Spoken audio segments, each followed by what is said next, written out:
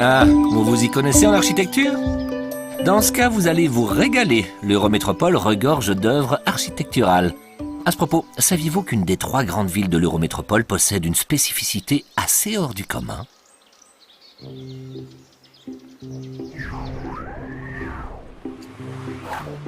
Il est vrai que conserver une halle au drap datant de... Oulala, il y a vraiment très longtemps, est assez hors du commun. Mais ce n'est pas ce à quoi je pensais. Comme je le disais, la région regorge d'œuvres architecturales. La halle au drap de Courtrai, par exemple, qui date du Moyen-Âge, fut malheureusement bombardée en 1944. On peut encore voir une partie de l'édifice d'origine, le beffroi.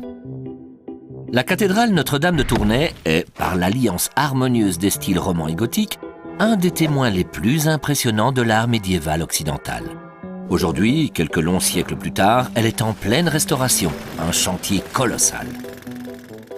La halle au drap de Tournai est de style Renaissance.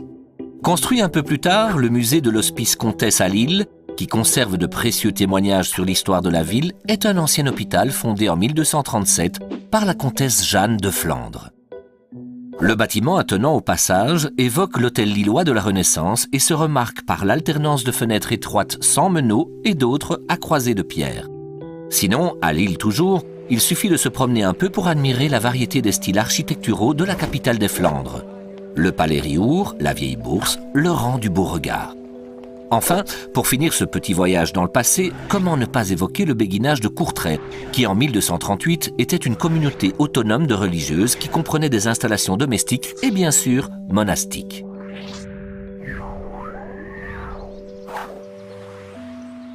L'Art nouveau n'est pas spécifique à une seule ville.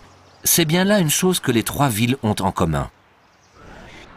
Construite au tout début du XXe siècle, la maison Coyot, à Lille, est un véritable manifeste de l'Art nouveau. Elle a été imaginée à la demande de M. Coyot, un céramiste qui tenait à mettre en valeur son savoir-faire, la lave émaillée. À Tournai, l'Art nouveau est principalement représenté par une architecture de style Art nouveau floral. Il a été fortement influencé par le célèbre architecte bruxellois Horta. Retournons un peu plus loin dans le passé, au XIXe siècle plus exactement, et dans un tout autre style. À Roubaix, on peut admirer l'ancienne usine Motte-Bossu, construite en 1843. On appelle ce type de bâtiment château de l'industrie, car basé sur le style féodal flamand.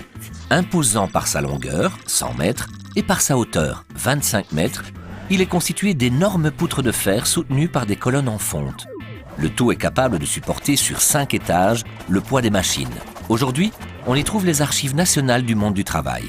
Ces richesses architecturales ayant été mises à rude épreuve pendant les 2 guerres mondiales se doivent de subsister.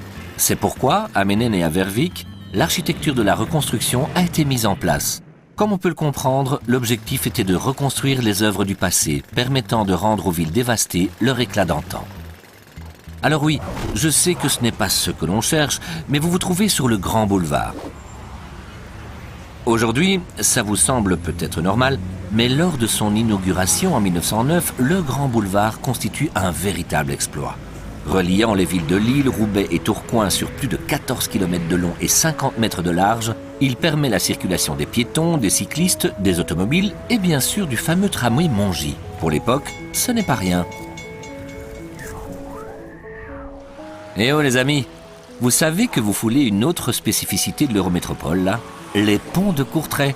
Pour permettre le passage de bateaux plus volumineux, on a décidé de reconstruire 7 ponts au-dessus de la Lys. L'objectif étant de construire des ponts individuels pour ne pas désorienter les habitants. Bienvenue au XXIe siècle, bienvenue au grand projet urbain.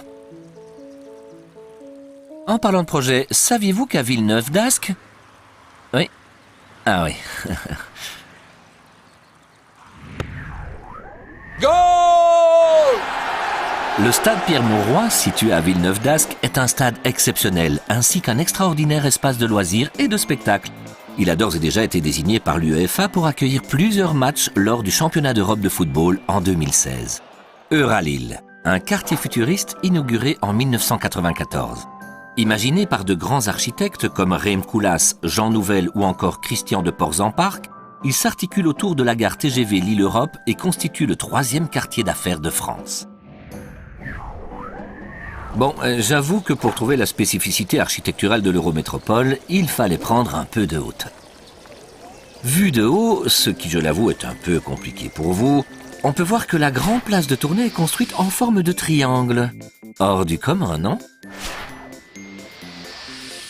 Oui, bon, d'accord, j'avoue que là, je vous ai posé une sacrée colle. Désolé.